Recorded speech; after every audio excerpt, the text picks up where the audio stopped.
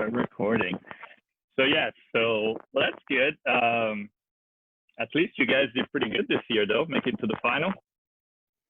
Yeah, actually, we've been in the final the last 2 years, so that's good. And this year, actually, Stanford was much better. So even though we tied them and lost on penalties, they were the better team. I don't have an issue.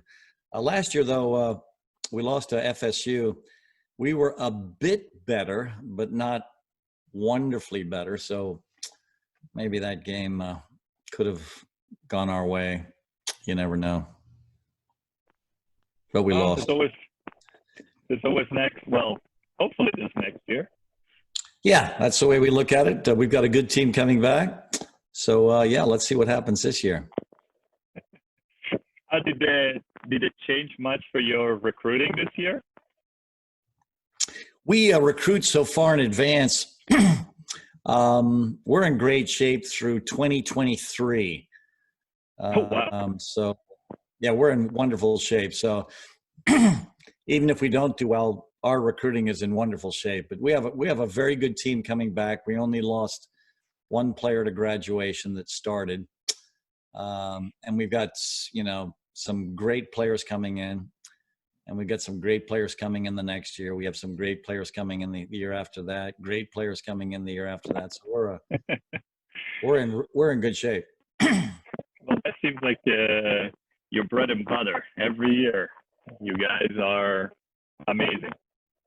No. Some years we don't do that well in recruiting, but right now because we've got this beautiful new stadium, and that's impacting our recruiting in an extraordinary way. So our recruiting classes right now are getting a bit better because of this incredible stadium they've built us.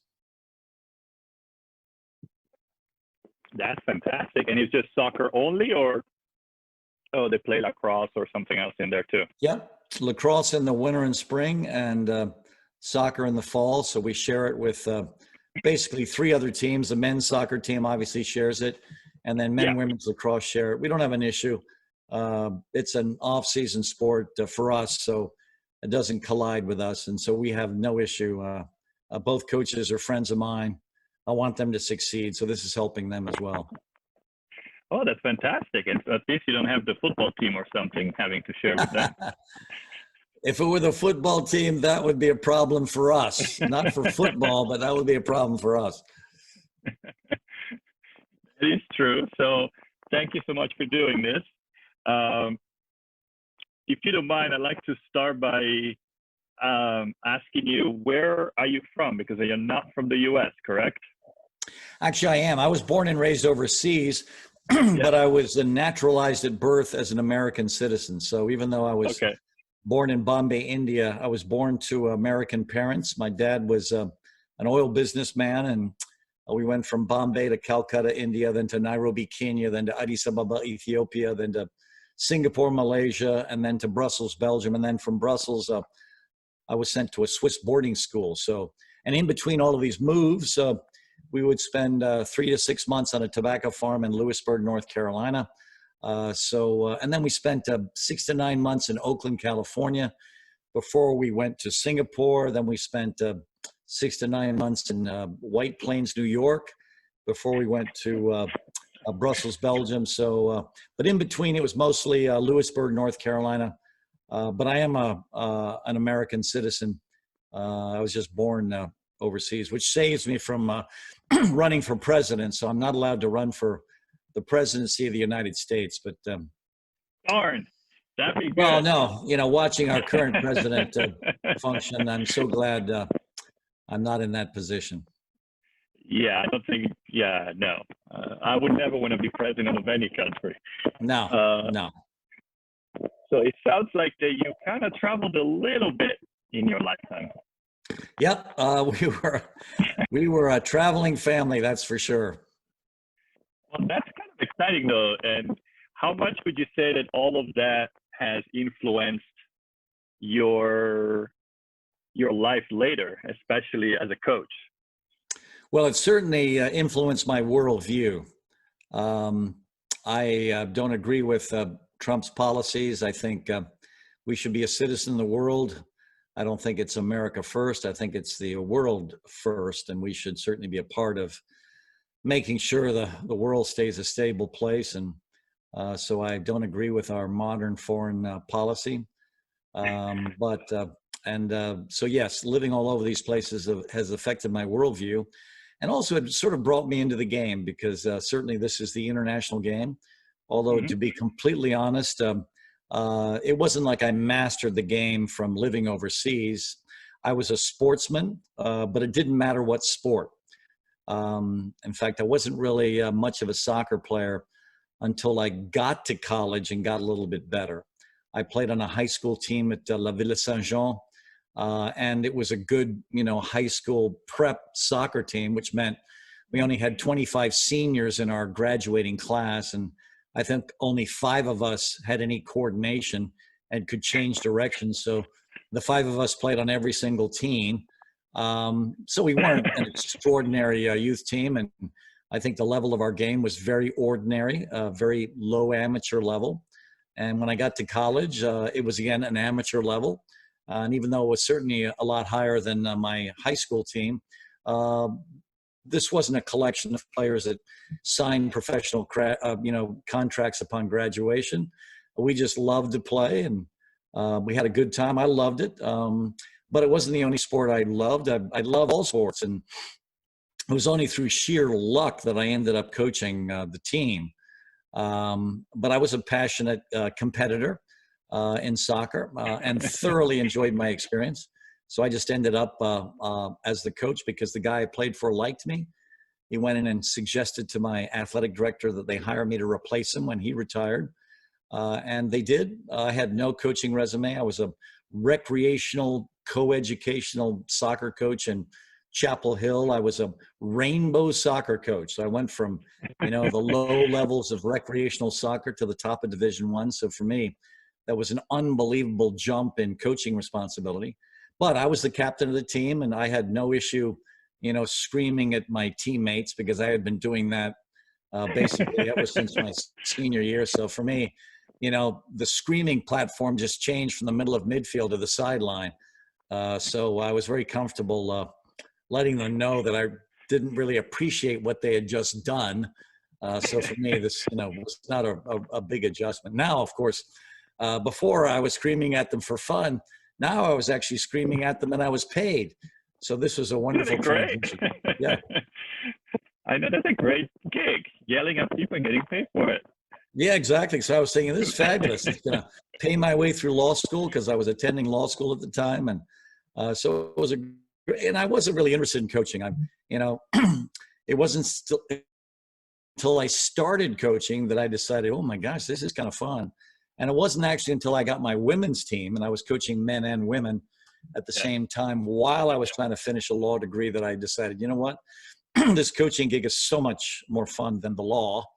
And I wasn't a particularly good student. And so I escaped the law by deciding to drop out of law school.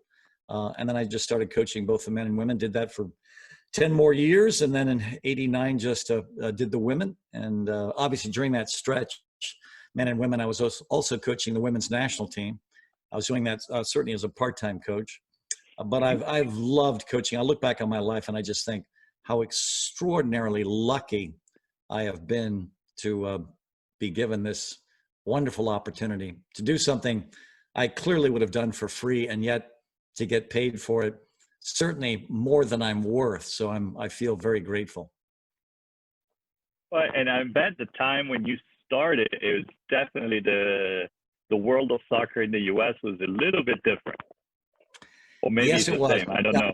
Yeah, it certainly was. And certainly the women's game was different. I mean, it was basically non-existent when I started playing collegiate soccer. But the game has evolved, certainly in the United States in a very real way. And I had an opportunity to pioneer a sport. So I was one of the soccer pioneers for women's soccer. And I have loved every participation I've had in it. And to see the women's game grow actually has been incredibly enjoyable for me. And seeing the crowds in France and seeing the fact that the United States right now in women's soccer is dynastic And this isn't our game, this is the world's game. And for the Americans to be the dynasty in world soccer is an anomaly. I mean, heck, maybe if we were a dynasty in basketball, that would make sense, or baseball, that would make sense, or American football, that would certainly make sense. But to be a dynasty in basically the world football, that's something I take incredible pride in. What do you think started that dynasty and kept it? Because it's okay. I mean, everybody can win a World Cup, right? If the pieces fit and you work hard and you do all that you're supposed to do. But how do you think American, especially on the women's side, well, mostly on the women's side, have been able to sustain constant has been the women's side? I think we can look at this from various perspectives. I think you can look at it culturally.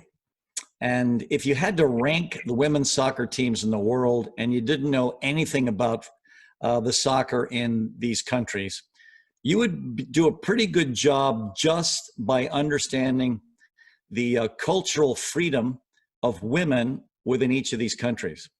And so you do a pretty good job just by saying, okay, so where in the world do women have the most freedom? And what you would say is, well, certainly the Scandinavian countries, and certainly the United States, certainly Australia, certainly Canada. And once you had a pretty good reckoning of where women had cultural freedom, you could pretty much rank the teams in the world. You could also rank the teams that don't compete based on the patriarchies that exist, the misogyny that exists, the fact that women aren't a part of the culture at all, except to, wear, basically veils or basically you would do a pretty good job, even without knowing anything about women's football in the respective countries. So the United States, women have extraordinary freedom. And so what happens on a typical weekend when mom and dad load up the minivan to go to the recreational soccer fields, their son is in the minivan, but so is the daughter. So the daughter and the son are treated virtually the same as they traipse off to, their soccer fields. And obviously it's similar in, Norway and Sweden and Denmark and Finland. And it's growing that way in Germany because obviously, in my opinion, they greatest leader in the free world, and Angela Merkel. So here's a country that has no issue with female leadership. So you could almost just look at the countries that have cultural freedoms for their women. And sure enough, all these teams are effective. And this is what's interesting because I love the fact I assume you're sitting in Italy right now, correct? No. Are you in Italy right now? No, I'm in Las Vegas, but I'm born, raised, grew up in Italy. So well, here's what's interesting. Back in the old days, the top countries in the football world on the women's side were the Scandinavian countries and the Italians. So the Italians were as good as the Norwegians and the Danes and the Swedes because they were among the elite. And what I loved about this last World Cup is seeing the resurgence of Italian football, women's football, because holy cow, were they extraordinary. In fact, I think they were very unlucky not to end up in the top four. And I love watching them play. And they reminded me, because keep in mind, I cut my teeth as a national coach on the great Italian team. So, Carolina Muracci was a remarkable player. And watching her and her generation play, they were extraordinary. So I know all about Italian football on the women's side. And I love seeing them come back because I think that's going to be very good for the game because they play the game with an amazing sophistication, especially with their back to goal. I think right now in terms of possession, the Spaniards are the best. I think in terms of raw tactics, the Germans are the best. But in terms of back to goal, controlling the game, the Italians are the best in the world. They're better than the United States at this. They're certainly better than the Dutch. Now they don't have a striker yet that can, break out at a world level. But in terms of their possession, in terms of how good they are with their back to pressure, I think they set the standards. So what I love about the Italians now, they've re-entered the arena. So you can look at the cultural freedom with the exception of Italy, because what's interesting in Italy is it's still a very misogynistic patriarchy. And so, basically it's the nature of the Italian culture. But for some reason in Italy, the women's game took off against culture, because in the rest of Southern Europe, that are, obviously patriarchal and misogynistic, they've sort of dismissed the women's game, although obviously they're changing now. So we could look at culture. And so the United States has a huge edge there. Then you could look at population, and the United States has an extraordinary edge there. So all these little girls that start playing, our population is just bigger than everyone else's. And so what we're going to find is basically 11 great athletes that are on the field at any one time for the United States. And if one of our great athletes gets injured, we are absolutely fine. And if a second great athlete gets injured, we are absolutely fine. If a third, fourth, fifth, sixth kid gets injured, we are absolutely fine. So our population is so huge. Our depth on the U.S. national team is also extraordinary. So I think those two things right off the gate separate us. And then we're not given enough credit for this. And I'm always sorry that people don't understand, because what ends up happening whenever U.S. soccer is enamored with another, player development expert from, let's say, Holland, all of a sudden our entire culture, men and women, we're playing the Dutch way. And I'm not going to pretend that the Dutch don't have something to offer us. Of course they do. I mean, Barcelona was built by Johan Cruyff. Some of the greatest soccer in the world per capita are played in Holland. I have immense admiration for everything the Dutch do in football, except they don't understand the American culture. So when one of their experts comes over and says, well, here's the way we have to develop the United States, and what they're using is a Dutch foundation, they don't understand our culture. You can't eliminate the value of the collegiate game for player development in the United States. And yet what every Dutch advisor has told us to do is to basically eliminate the collegiate game. Try to get the kids right out of high school to jump onto a pro team as fast as possible. And what they miss is they miss the huge value of the collegiate game for player development in the United States. Because if you look at us on the women's side, we're dynastic. So maybe the Dutch should look at us and say, you know what? Maybe we can learn something from the United States. Because right now they have the arrogance, and trust me, of course, the Dutch are wonderfully arrogant. They have the feeling they're the ones that know everything about the game, and they refuse to genuflect to anyone else that has succeeded in the game, even at their peril, which I've never understood. So I think what's undervalued right now in our player development culture is the collegiate game, so much so that these Dutch advisors have blown up the men's collegiate game. And I think that's a huge mistake. Does this mean there isn't an occasional American player that can go right into the Bundesliga? No. Pulisic has done it, and now Gio Reyna is doing it. So yes, this can happen. Yeah, but that player is the exception. In the United States, the majority of these kids still should be going to college, male and female. And here's why. First of all, because the caliber of the American collegiate coach on the men's side and the women's side is very, very good. So yes, even though it's an amateur level, it's a very high amateur level. And we have all the bells and whistles. We have beautiful small stadiums. We have trainers. We have strength coaches.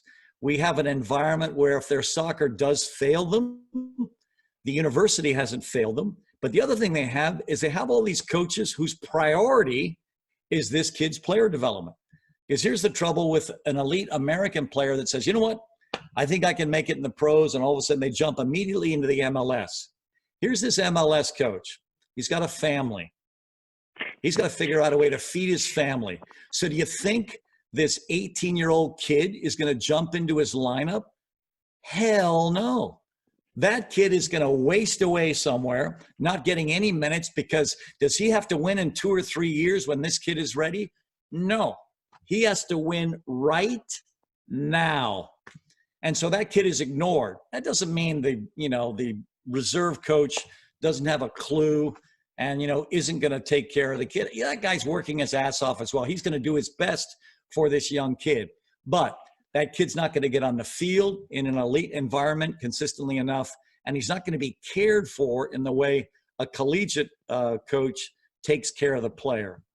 So I think those three platforms separate the United States in a very positive way. And do you think then because obviously, as you very well know, how the European system works overall, not just in Holland. Like each team has their own academies and they move all the way up to first team and whatnot, and all of that. Do you think the college system could work like that, like it does for football or baseball or hockey? Do you think it can do that for soccer? Yes, but here's what has to happen. The men have started this project and they're absolutely spot on. They call it the 21st century model for player development at a collegiate level in the United States. And their idea is a wonderful one. Basically, you have a split season. You basically play a fall season and you play a spring/summer season. And then what I would advocate, honestly, in the United States is in between the fall season and the winter/spring/summer season is you play 2 or 3 months of futsal at a very high level. And then all of a sudden, the American player is going to have every tool in the toolbox. Now, does this mean that the Gio Reynas and the Pulisics shouldn't leave? Yeah. No, they should leave. Yes, there's a small percentage of American players that can make it at the highest level. But here's the other thing that's interesting about the academies. With the truly elite teams, those academy kids rarely get on the field. So what happens to them? Well, they're sold or they're loaned out. And I read a book years ago, maybe 10 to 15 years ago, that was written by an English journalist called Every Boy's Dream. And it's the story of the tragedy with these English kids when they hit 16 and 17 and they don't make it. And of course, all their eggs were in this one basket. They didn't really focus on academics. And even though, let's face it, all these academies are honorable and they're led by honorable men with the best of intentions. But this kid's dream is so extraordinary for his football, he doesn't really spend that much time in the classroom. And then all of a sudden, when he's spat out at the age of 16, when no one wants him, he's basically floundering. I love the American system better. The American system not only can take care of their soccer revolution, but it's taking care of their human development. And all of us know that ultimately the truly great players are a combination of qualities that help them to be extraordinary. And let's face it, their character development is a piece. And what I love about the collegiate game and the sort of people that are entrusted with these young boys and girls coming out of high school is the parents know they're going to be cared for by a coach that's more interested than their just their soccer growth. There's an academic commitment that's a serious one, certainly at all the top universities in the United States. And this is for a future beyond the game. So I genuinely feel that our model is slagged a bit too much. And I genuinely feel the European model is lauded to an extent that it shouldn't be. And I think there's some pieces in our model that they should look at, because I think certainly on the women's side, we've demonstrated our value. For sure. By the way, I forgot to mention earlier that the same Cruyff said that each country should not imitate another one. They should do what's best for them. You know, Italy shouldn't try to play like the Dutch, or the Dutch shouldn't try to play like the Germans, etc. So I always find it funny when, like you said, all these Dutch people are coming here trying to change the game, when Cruyff himself said you shouldn't do that. Everybody should play their own way, with their own identity. Yeah. I'll tell you what I love about Holland is even a player like Cruyff is under severe criticism within his own culture. And that's the Dutch nature. The Dutch nature is you say something and then you're attacked by everyone around you. And in a way, I think that's one of the reasons the Dutch are so extraordinary, because they spend their lives fighting for everything. They're even fighting for their own opinion. And here they've got this master that introduced Barcelona to the highest possible level of the game that has separated them in so many respects from even the other elite clubs in the world. And this was done basically by a Dutchman. And yet in his own culture, everyone has their opinions of Johan Cruyff, like, well, he wasn't as great a player as you think, or, you know, he didn't know as much as he likes to say. And, you know, I heard him say this one day and he's absolutely wrong because I believe this. And maybe that's what makes the Dutch culture so great, because they all have these opinions and they stand by them. They blurt them out at every opportunity, and they bloviate as effectively as Donald Trump. So it's always interesting for me to go into the Dutch culture and listen to them, because holy cow, they do not suffer from self-doubt. And maybe that's a key for their success, because you know what? I admire it, because per capita, that might be the best soccer playing country in the world.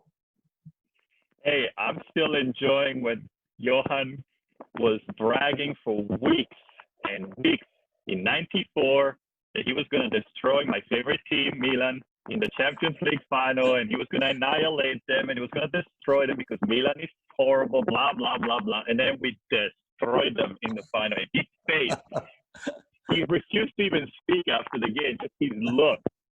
It was priceless. As much as I think Johan Cruyff was one of the greatest players of all time and one of the greatest coaches of all time, but man, was that fun to watch. Yeah. Self-doubt is not a part of the Dutch personality. No, but they took a beating that day, and he could not believe it. I was like, okay, you lost to Milan, not some no-name team from Burundi or something. But it was, it was hilarious. And it's funny because I think it was the anniversary was yesterday, or last couple of days. Hilarious. I love it. Yeah. Oh, it was so much fun. I still enjoy it. I may watch it on YouTube later again. But just to set the record straight, I am a huge fan of Johan Cruyff. I'm a fan of him as a player. I'm a fan of everything he teaches. In fact, regularly, my kids at the University of North Carolina get one of his pieces of wisdom sent to them, via email. So I'm a huge fan. Oh, everybody has their moments of not so smart. They don't look so smart, but come on, he was a god to soccer, no question about it. But actually, one of the things that I was always impressed by Cruyff, but consequently about you and your program, is identity. Mm-hmm. Is the fact that Cruyff was one of the first few people who always preached you have to follow your identity. Mm-hmm. The Italians have always traditionally been great at it, more on the men's side, obviously. The Germans, even the Brits in their not very successful international competitions. How did you get to how do you build an identity for your team like you did over the years versus, say, a national team? Well, first of all, thank you for this question. I have never been asked this, but I've been thinking about it because there's this guy writing this book, and he's writing the book about the men, but he's got a chapter on the women. So he called me up, and this guy's really smart. I think he's somehow a partner with Mnuchin, the U.S. Secretary of the Treasury. And so he's a very smart, conservative intellectual, and he's writing this book on football. And I could tell how smart he was just from his questions, but also I read some of his stuff, and it was really, really good. And so I was intrigued with him interviewing me, and he brought in this woman Olympic and national team ice hockey player to be his co-author. And obviously, I appreciated having her there because I don't think he would have believed half the things I was saying because my statements would have been so radical. But to have a woman there that would have endorsed everything I was saying was really important. And so I'm glad she was there. But here's what was interesting, because it caused me to reflect a bit. Let me tell you a huge advantage I had back when I was starting to coach women. Now, keep in mind, my transitions into the game were a little bizarre because I just like sports. Mm-hmm. I didn't start out as a soccer fan. I started out as a sportsman. And this is really interesting. I was listening to the Rachel Maddow show the other night, and she said something that really struck me. Because she was speaking to an expert, and maybe it was an expert on the coronavirus, or maybe it was a health expert, but it was some expert. And as she was introducing this expert, and I'm not going to get this exactly right, but I'm going to get the main theme for what I want to share with you exactly right.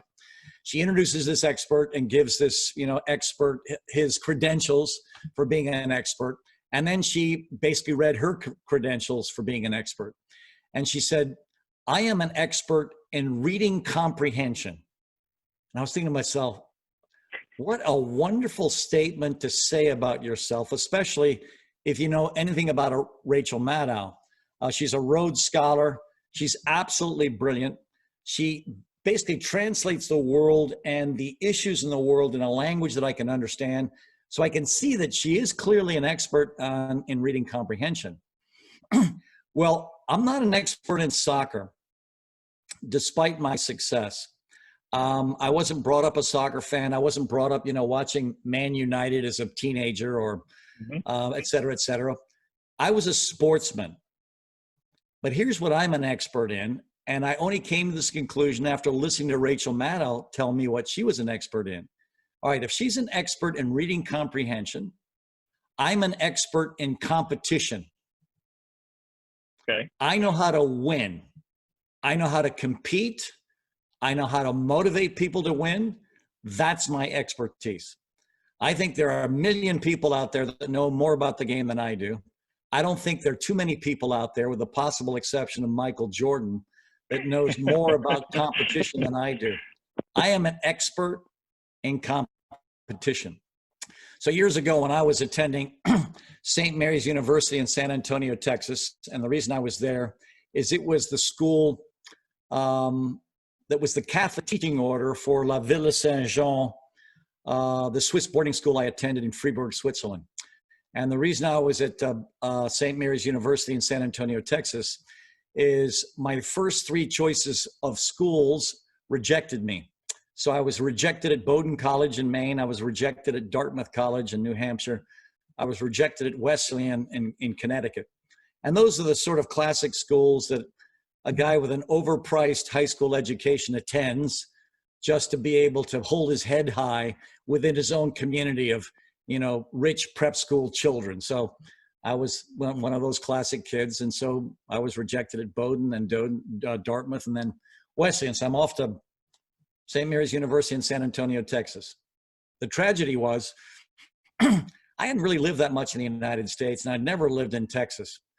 And much to my shock, it was like I had stepped on a movie set, because they're all wearing these big hats and these big belt buckles and boots. And I'm thinking, my gosh, I must be in a movie set. And sure enough, those guys fight you on the drop of a hat. They have no sense of humor. Everything is taken personally. They have gun racks in their trucks, and they fight you at a drop of a hat. So every single weekend, for some offhand comment I made to some, basically low life, he was beating me to death with a pool cue. And I'm thinking, I've got to get out of here. I can't live in this place because I'm going to be dead in 6 months. So I transferred out of there at my first opportunity. And I transferred into the University of North Carolina. Almost the second or third day I'm in my dorm, this intramural manager for Teague dorm walks up to me and says, Anson, we take intramurals here at Teague dorm very seriously. Are any of these sports that we're playing this winter and spring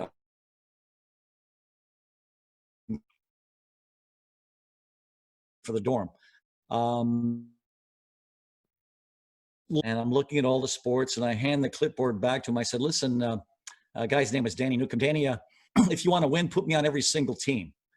And he thought I was joking, and I wasn't joking. So he put me on every single team, and we started an 11-year intramural sports dynasty from Teague dorm at the University of North Carolina, because we went around beating everyone to death. Now, am I particularly good at any of these sports? No, but I know how to win. And because I've lived all over the world, it's sort of interesting, the different skill sets you develop when you move from, India to Kenya to Ethiopia to Singapore. It's really interesting, all the different things you learn to master in sports. So I can play 40 different sports pretty well. And so after Rachel Maddow said that I'm an expert in reading comprehension, I'm looking back over my life, I'm an expert in competition. Because soon after that, we started the dynasty on the women's soccer team at the University of North Carolina. Then we started the dynasty with the U.S. women's national team. And the key element for all the teams I've played on, we weren't always the best team, but I'll tell you, we knew how to win. We knew how to compete.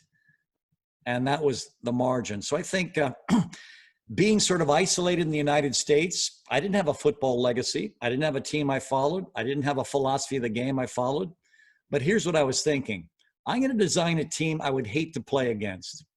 Here's what I hated to play against when I was a soccer player at UNC. I hated to play against someone that was up my ass for 90 minutes. So by God, what do we do at North Carolina? What do we do with a national team? We play maximum high pressure defense. Yeah. And I'm not one of these soccer snobs that think that you have to play someone for 90 minutes to give them their due. No. Basically, I have mass substitution on a consistent basis to basically create this pressure. Yeah.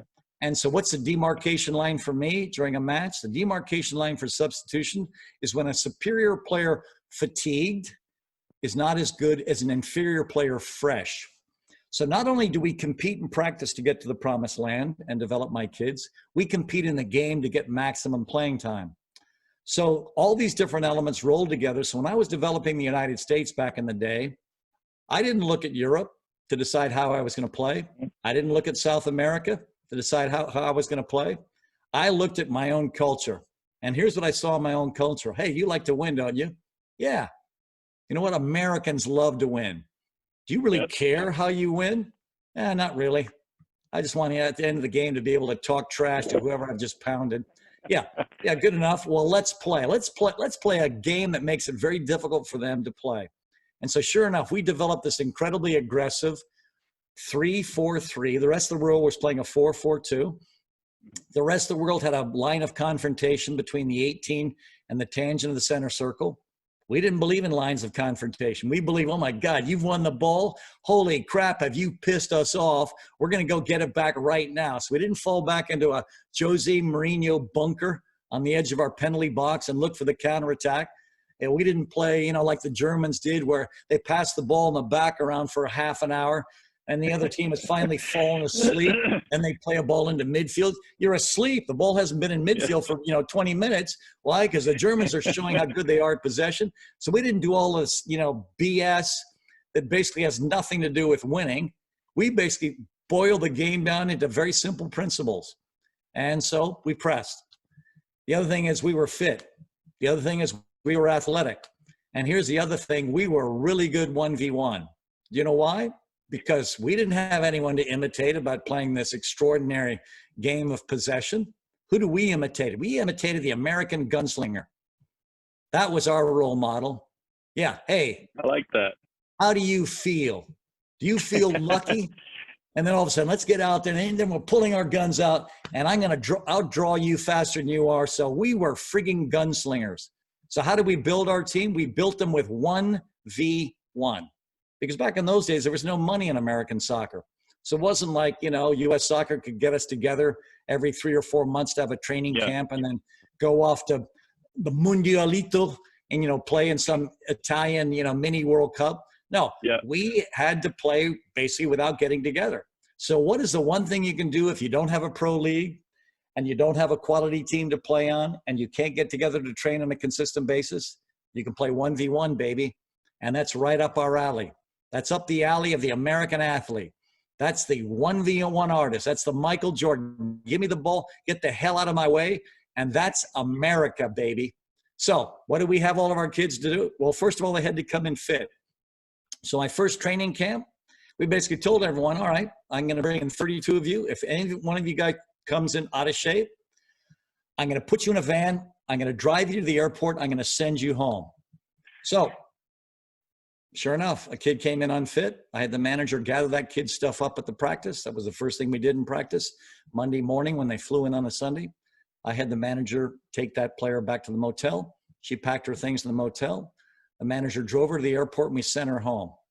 Boy, was that a wonderful statement about how you would come into one of my training camps, because every one of my kids came in fit. The other thing they didn't know they were going to do is they were going to play a 1v1 tournament.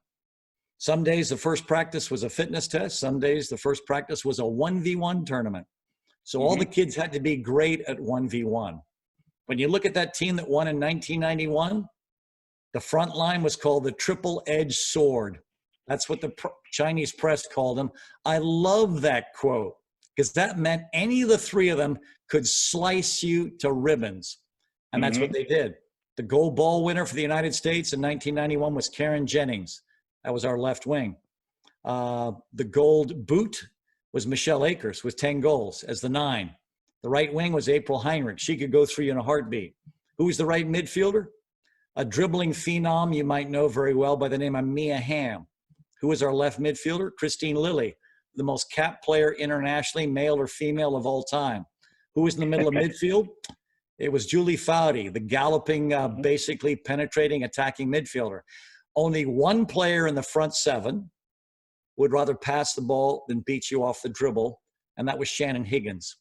So we had one girl with tactical brains that wanted to distribute and get people in, and everyone else said, give me the ball, get the hell out of my way, I'm taking it in. All these qualities were American qualities, and it was perfect for my culture. So we did not look to Europe because, honestly, I was not a fan. Not so much I'm not a fan of the game. I'm more of a fan of the game now than I was then. But back in those days, my gosh, I was a law student, and then I'm coaching 2 teams. And I'm coaching the national team and 2 college teams. I mean, I was so busy, I didn't really have enough time when I was basically starting to coach to basically, watch the EPL or the Bundesliga or La Liga or Series A. I mean, I just didn't have time. Now that I have time, I'm a huge fan of all these different countries. And am I learning something from them now? Yes, I am. But guess what? I am layering it into a platform that was absolutely American. But isn't that the whole point of what you're supposed to be doing versus what the U.S. Federation and the lower, the youth sport clubs are doing right now? Yeah, I mean, like running away from what it makes America, so to speak. I agree. I mean, I could not agree more. And I'm just so sorry that we keep genuflecting to Europe. I am sorry we keep genuflecting. And it doesn't mean, gosh, let's not become Dutch. Let's not develop the arrogance to think we know everything about the game. No, I mean, that's obviously going overboard. We will learn a lot from the Dutch and the Spanish and the Germans and obviously the Croatians, basically the Brazilians of Europe, the Yugoslavians. Yep. I mean, we can learn a lot from all these different countries. But let's build that on top of who we are. And you know what? Yep. Gunslingers. We're gunslingers, baby. So let's play a gunslinging style. And that's kind of one of the things that drives me crazy when I, as a coach myself for little kids right now, boys and girls. And then you walk around different parks and you see different teams and you go against different teams. And everybody, of course, is talking about Pep Guardiola and whatnot. And then when they play, it's the old-fashioned, kick the ball downfield, some fast kid is going to score, and all the parents think you're a genius. And it's like, okay, so what did we teach the kids? Absolutely nothing. Because kicking the ball downfield doesn't teach them absolutely anything. Anybody can do that, especially at 8, 9, 10 years old. We're not talking about, 25, 26.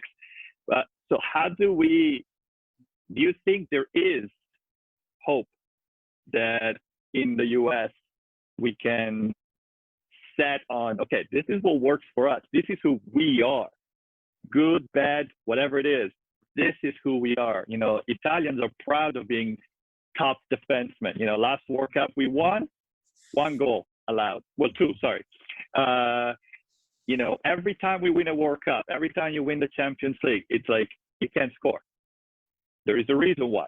That's how they play. Now, that doesn't mean Italy had a great playing team too. But, even the Milan teams where they were winning everything, beating everybody, you couldn't score on them. Why do you think America is so afraid of their own identity? I think we have an inferiority complex, and I think it's a shame.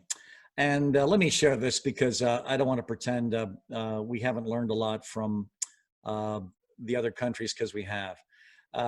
even though I think some of the experiments in U.S. soccer were failures, certainly on the women's side, I think a lot of the stuff they were doing on the men's side was good. They developed best practices. And what you're referring to is a best practice to develop the American player. Because you're right. I mean, what's classic American rec ball is to have the big guy in the back kick the ball as long as he can to the fast guy up front who runs onto it and smashes it past the goalkeeper. And obviously, as a result, your team doesn't develop any tactical sophistication. They don't develop any composure, and it really doesn't develop a player. So I think a lot of the best practices coming out of U.S. soccer have been the correct best practices. So I think the idea to play the ball through the lines was a very good one. So when the goalkeeper gets it, have him roll it out to the left or right back or one of the center backs, and let's play through the lines. And then let's not make winning a priority at a youth level. Let's make player development a priority. But I think a lot of what we lose sight of as we start to set up all these different rules for our coaches is we throw out the baby with the bathwater. And what I'm trying to say by saying that is we lose sight of what makes the game fun. And I've got a podcast. I have invited Daniel Egan Reyna on with Claudio Reyna. Mm-hmm. And the reason I want that couple onto my podcast is they have done something right in raising their son.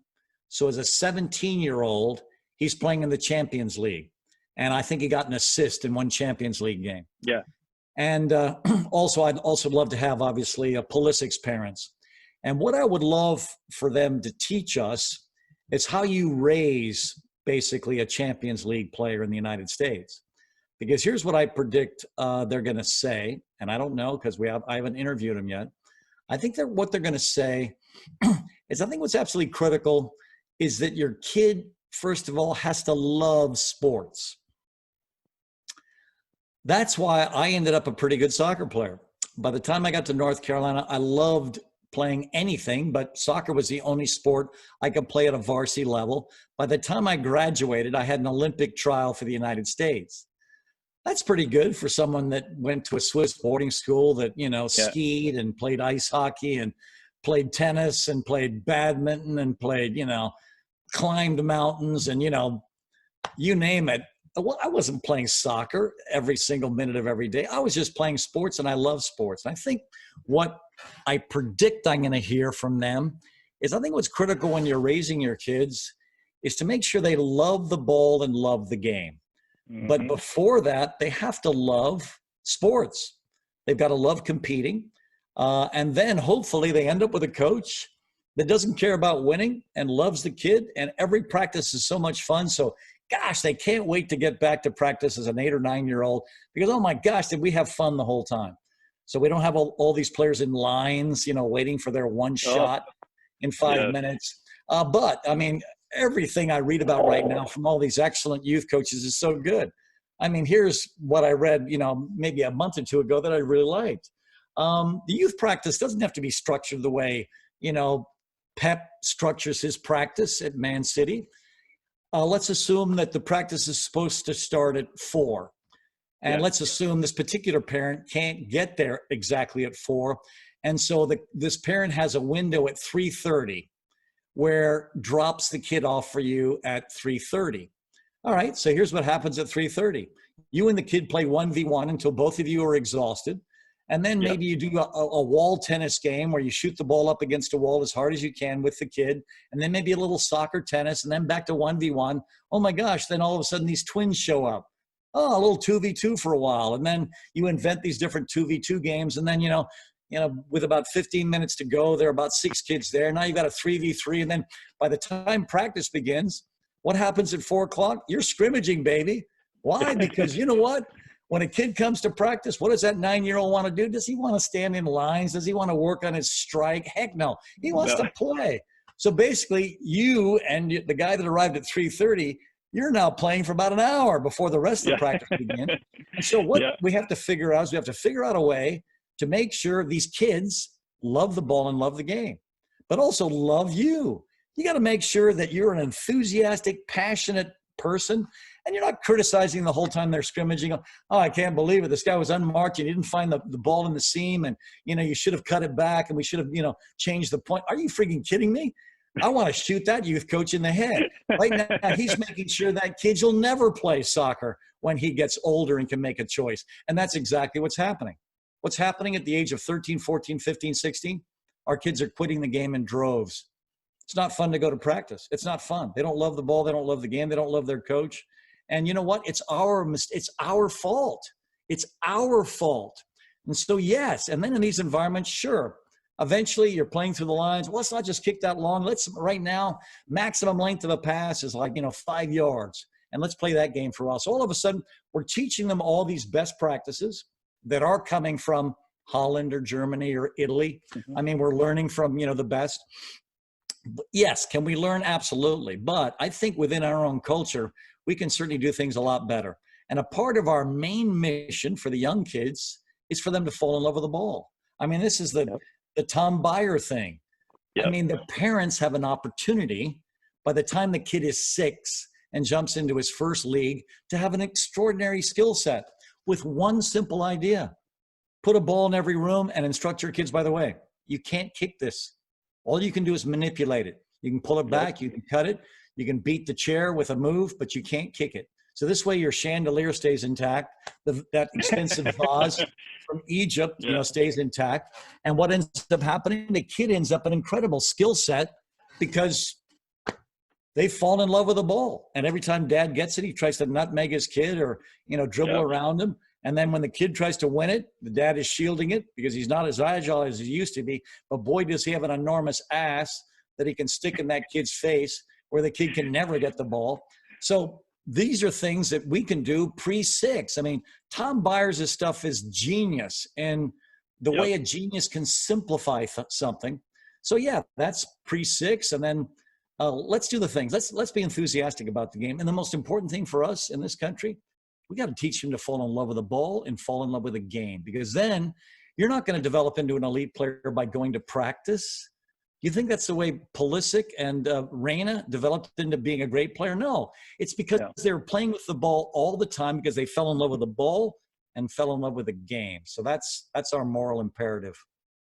Yes, and unfortunately, so many times we kind of get confused and we get lost. I think a lot of coaches do, especially at the younger age, because they kind of talk about, well, we have to win, we have to win, we have to win. Mm-hmm. And I think they don't quite understand, kind of like what you said earlier, there is a difference between, oh, I have to win because you're competitive and you want to win a game because that's what you do when you're in a competition, versus only the result matters. And obviously, Joel, like absolutely. Joel, absolutely. Tragically, Joel, I've got my podcast is basically in 5 minutes. Oh, I'm sorry about that. So I'm going to have to jump, unfortunately, but I hope this had some value for you. I certainly enjoyed it. I definitely enjoyed it. Thank you so very much for doing this. And I definitely look forward to coming to North Carolina as soon as we can actually move around. I look forward to that myself. And so whatever you end up doing with this, send it to me. I'd love to see it because this was a great conversation. And I think people like you can be a game changer for our development in the United States. So I've appreciated our time together, Joel. Thank you. Thank you so much. I will definitely send it to you, and I will be posting it on my site and on YouTube. Well, send it all to me because I'll certainly track it. And Joel, good luck to you. Thank you, and enjoy your recording. Thank you. Thank you, Joel. Bye. See you, my friend.